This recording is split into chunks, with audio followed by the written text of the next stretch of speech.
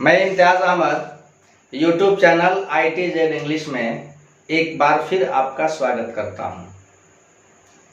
Forms of subject series के अंतर्गत आज मैं एक और एलिमेंट प्रोनाउन को सब्जेक्ट बनाने जा रहा हूं। प्रोनाउन को सब्जेक्ट बनाने से पहले मैं ये बात बिल्कुल स्पष्ट कर दूं कि अगर दुनिया में कोई एक सब्जेक्ट बनता है तो वह नाउन बनता है। नाउन को छोड़ करके कुछ भी सब्जेक्ट नहीं बना करता। अब रही बात कि जब एक नाउन सब्जेक्ट बनता है तो फिर हम प्रोनाउन क्यों लेते हैं, द प्लस एडजेक्टिव क्यों लेते हैं, इन्फिनेटिव क्यों लेते हैं। तो मैं बताऊं कि ये जो सारे तुम्हारे प्रोनाउन हैं या द प्लस एडजेक्टिव हैं, इन्फिनेटिव हैं, ये सारे के सारे नाउन के ही तो रूप हैं। जैसा कि इन्फिनेटिव भी एक नाउन होती है जो 2+V1 से बनती है, gerund verb plus ING verb से बनती है लेकिन नाउन होती है। मतलब दुनिया के अंदर सेंटेंस के अंदर सिर्फ और सिर्फ एक नाउन सब्जेक्ट बना करता है। अब उस नाउन के बदले में कभी हम प्रोनाउन को सब्जेक्ट बना लेते हैं, कभी द प्लस एडजेक्टिव को सब्जेक्ट बना लेते हैं, वगैरह वगैरह। आज मैं प्रोनाउन को सब्जेक्ट बनाऊंगा। सब्जेक्ट बनाने से पहले प्रयास करूंगा कि मैं समझाऊं कि प्रोनाउन होता क्या है। आओ सबसे पहले समझते हैं प्रोनाउन क्या है। प्रोनाउन ये जो वर्ड है प्रोनाउन, ये प्रो प्लस नाउन से बना है। Pro plus noun. नाउन का मतलब नाम, नेम। नाउन का मतलब नेम। ये प्रो जो है, प्रो, ये लैटिन भाषा के अंदर एक प्रीफिक्स है। क्या है? प्रीफिक्स।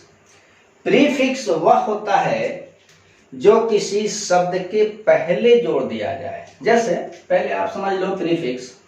जैसे मैं कहूं हैप्पी। हैप्पी का मतलब होता है प्रसन्न। अब इसके पहले अगर मैं UN जोड़ देता हूं तो ये अनहैप्पी बन जाता है। अब देखो आप, शब्द भी बदला, अर्थ भी बदला, रूप भी बदला। बदलने वाला कौन है? तो UN है। इसको हम क्या कहेंगे? प्रीफिक्स। यानी कि प्रीफिक्स वह है जो किसी शब्द के पहले जोड़ा जाए। ओके। अब आपका शब्द बना है pro plus noun. Pro plus noun. Noun का मतलब क्या? नाम। और प्रो क्या है? तो लैटिन भाषा का एक प्रीफिक्स है जिसका मतलब होता है फॉर। क्या मतलब होता है? फॉर। प्रो का मतलब फॉर। यानी कि प्रोनाउन का मतलब एक ऐसा शब्द जो फॉर अ नाउन हो। क्या हो? For a noun. Pronoun. Pronoun का मतलब जो फॉर अ नाउन हो। एक ऐसा शब्द जो नाउन के लिए हो। किसके लिए हो? नाउन के लिए हो। यानी कि जिस शब्द का प्रयोग हम नाउन के लिए करें, नाउन के बदले में करें, वह हमारा क्या होता है? प्रोनाउन होता है। और समझो, एग्जांपल रख के समझाता हूं। जैसे मैं एक नाउन रख लेता हूं राम। अभी आप देखो, राम का एक नाम है। अब राम के लिए मैं एक ऐसा शब्द रखूंगा जिससे राम का पता तो होगा लेकिन वह नेमलेस होगा, वह गुमनाम हो जाएगा। जैसे मैं राम के लिए यूज कर लेता हूं ही। अब ही यहां तक तो पता है कि ये व्यक्ति कौन है, तो राम है। लेकिन जैसे ही हमने राम के लिए ही का यूज किया, राम गुमनाम हो गया। क्या हो गया? गुमनाम, नेमलेस। तो एक ऐसा शब्द जो नेमलेस हो लेकिन किसके लिए हो? तो नाउन के लिए हो। अगर ऐसा है तो फिर वह प्रोनाउन है। ठीक है, इसका मतलब कि a word which is used for a noun is a pronoun। या ऐसे भी मैं कह सकता हूं कि a word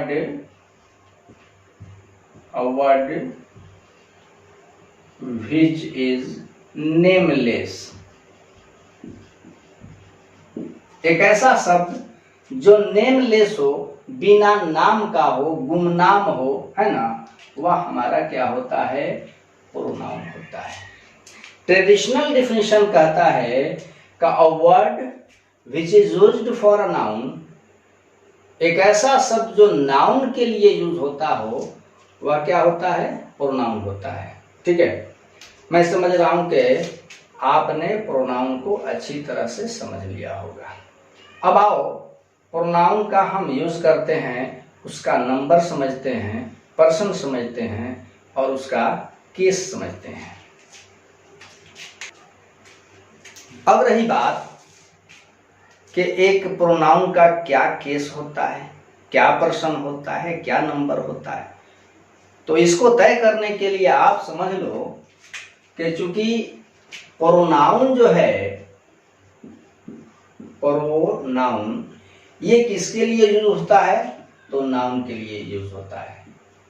इसका मतलब हुआ कि इस नाउन का जो केस होगा, केस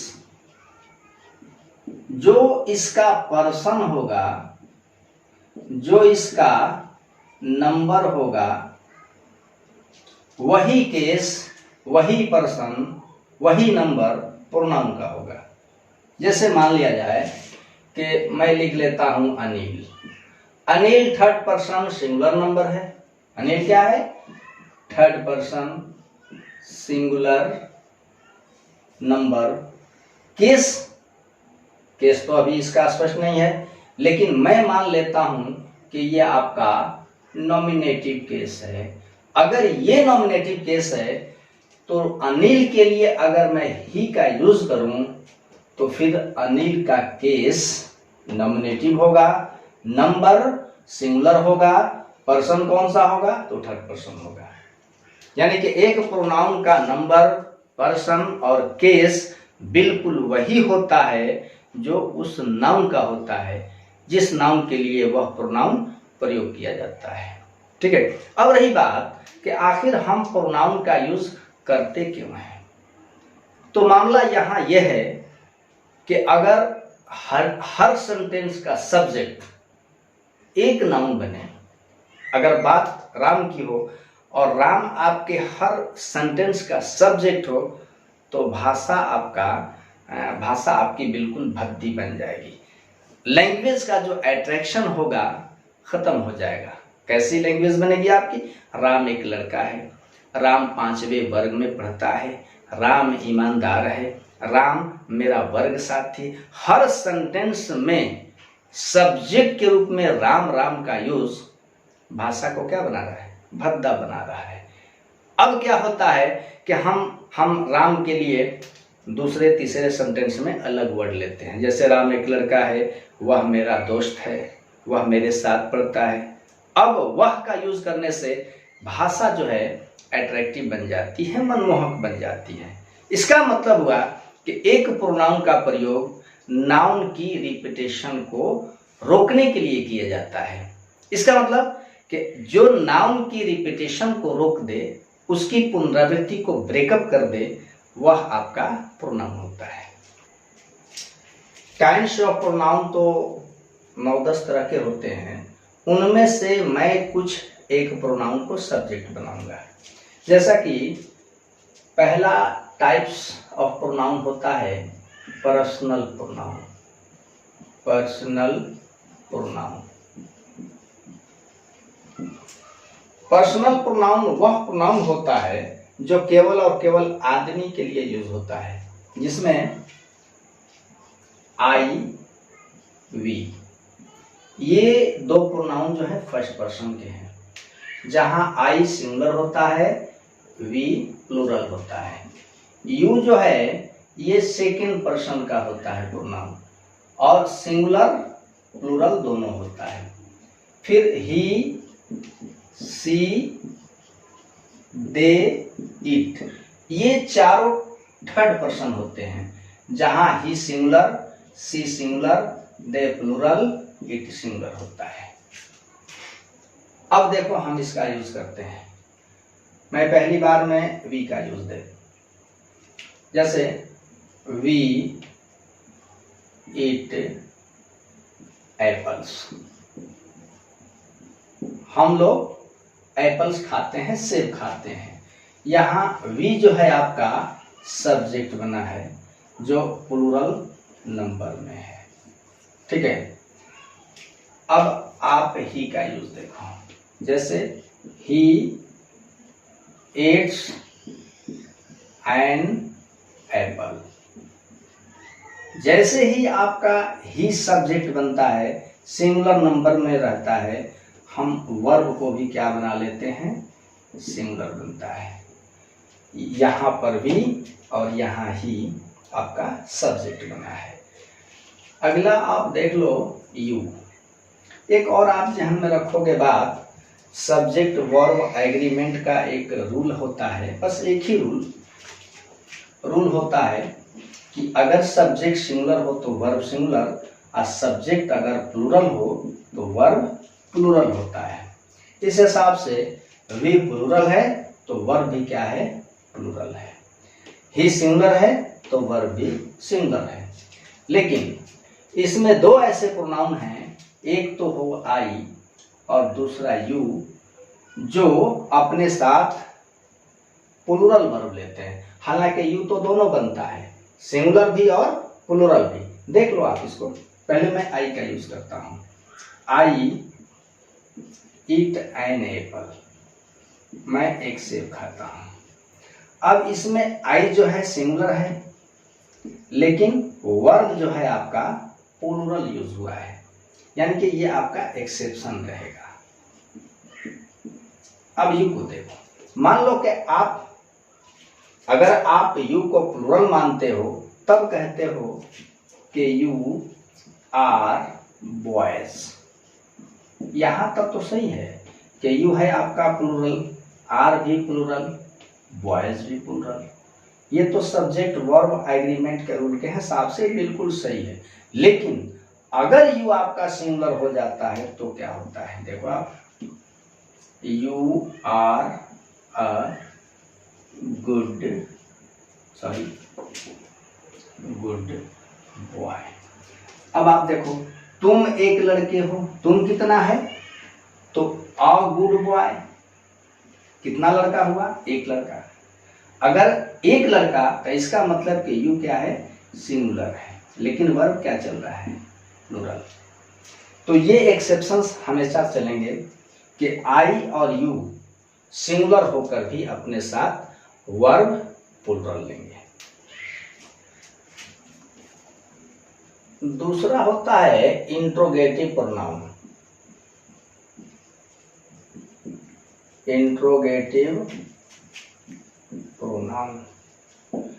इंट्रोगेटिव प्रोनाउंस वैसे प्रोनाउंस होते हैं जिनसे हम प्रश्न पूछते हैं, जैसे कि व्हाट, हु, हुज, हुम वगैरह वगैरह। अब आप हु का यूज देखो। मैं देखता हूं कि who has seen God. Who has seen God, ईश्वर को किसने देखा है, ईश्वर को किसने देखा है। तो यहां हु जो है किसी एक नाउन के लिए आया है, इसका मतलब कि ये क्या है, प्रोनाउन है। इसका यूज आपने किस फॉर्म में किया है, किस रूप में किया है, तो ये आपका सब्जेक्ट बना है, ठीक है। अब हम मान लो कि हमने किसके लिए यूज किया है, तो मैन के लिए यूज किया है। मैन क्या है? तो नाउन है, और नाउन के लिए आने वाला प्रोनाउन होता है। यहाँ हु आपका सब्जेक्ट बना है। अब हम मैन के लिए लिख लेते हैं कि no one has seen God, ईश्वर को किसी ने नहीं देखा है। तो नो वन किसके लिए यूज हुआ? तो मैन के लिए, है ना। यानी कि जो नाउन के लिए आए वो क्या होता है? प्रोनाउन होता है। नो वन क्या बना है? सब्जेक्ट बना है। ठीक है। अब हम मैन के लिए कुछ और लिख लेता हूं, जैसे this is a man who has not seen God. ये वही व्यक्ति है जिसने ईश्वर को नहीं देखा है। तो दिस किसके लिए यूज हुआ? तो मैन के लिए यूज हुआ, अर्थात ये क्या है? प्रोनाउन है। बना क्या है? तो सब्जेक्ट बना है। ठीक है। तो इस तरह से आपका प्रोनाउन सब्जेक्ट बना करता है। अंत में मैं एक एग्जाम्पल पर्सनल प्रोनाउन का रख रहा हूं, जहां पर मैं एक से अधिक प्रोनाउन को सब्जेक्ट बना का subject first person, second person, third person, तीनों पर्सन से मिलके बना हो तो उस सब्जेक्ट के साथ वर्ब क्या हो सकता है, आओ देखते हैं। जैसे मैं तीनों पर्सन्स का एक एक प्रोनाउन ले लेता हूं। पहला ले लेता हूं ही,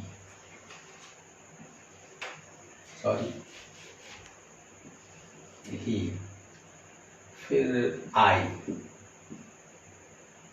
और तब यू। अब देखो ये आपका थर्ड पर्सन है, आई जो है ये फर्स्ट पर्सन है, यू जो है सेकेंड पर्सन है।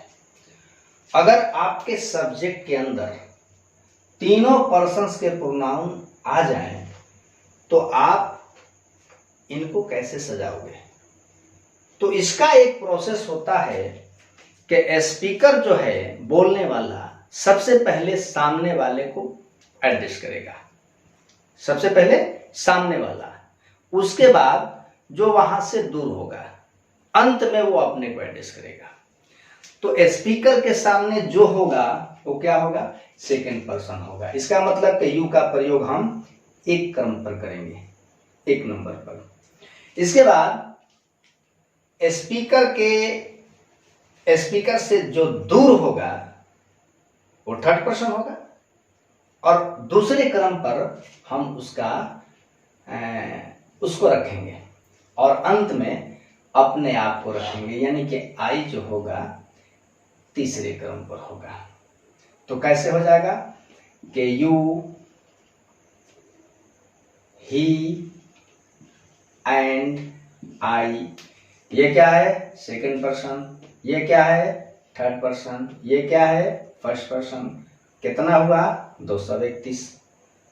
अगर तीनों पर्सन्स के प्रोनाउन हैं तो पहले सेकंड पर्सन, थर्ड पर्सन और फिर first person. You, he and I R students. अब अगर मान लो कि थर्ड पर्सन और फर्स्ट पर्सन है तो 31 हो जाएगा। अब अगर सेकंड पर्सन और थर्ड पर्सन है तो फिर 23 हो जाएगा, या अगर सेकंड पर्सन और फर्स्ट पर्सन है तो 21 हो जाएगा। यानी कि आप कॉन्सेप्ट बना लो कि सबसे पहले सामने वाला, इसके बाद वहां से जो अलग हो उसको एडजस्ट करेंगे, अंत में अपने को एडजस्ट करेंगे। यानी कि आपको हमेशा सेकेंड, थर्ड और फर्स्ट इस क्रम में चलना है। ठीक है। अब देखो यहां याद रखिएगा कि जब दो या दो से अधिक प्रोनाउन एंड से जोड़ दिए जाएं तो उनके लिए वर्ब हमेशा प्लूरल फॉर्म का होना चाहिए। ठीक है। अब आप रख लो सी और फिर आई। कैसे बोलिएगा इसको कि सी एंड आई आर क्लासमेट्स। यानी कि आपको 231 के क्रम पर दिए हुए प्रोनाउन को सजा करके सब्जेक्ट बनाना है। याद रहे, अगर एक से अधिक प्रोनाउन से आपका सब्जेक्ट बना है तो ऑलवेज वे प्लूरल फॉर्म में होंगे। वर्ब जो आएगी हमेशा प्लूरल आएगी। मैं समझ रहा हूं कि प्रोनाउन को सब्जेक्ट बनाना आपने अच्छी तरह से समझ लिया होगा, है ना। आपसे गुजारिश है कि आप मेरी वीडियो को शुरू से आखिर तक देखें। साथ ही साथ अब तक अगर आपने मेरे चैनल को सब्सक्राइब नहीं किया तो चैनल को सब्सक्राइब कीजिए, दोस्तों में लाइक और शेयर कीजिए, है ना। साथ ही साथ अपनी स्पष्ट विचारधारा मुझ तक पहुंचाइए। फिर मिलता हूं एक और एलिमेंट को सब्जेक्ट बनाने के लिए अगली पीरियड में। तब तक के लिए खुदा हाफिज, शब्बा खैर।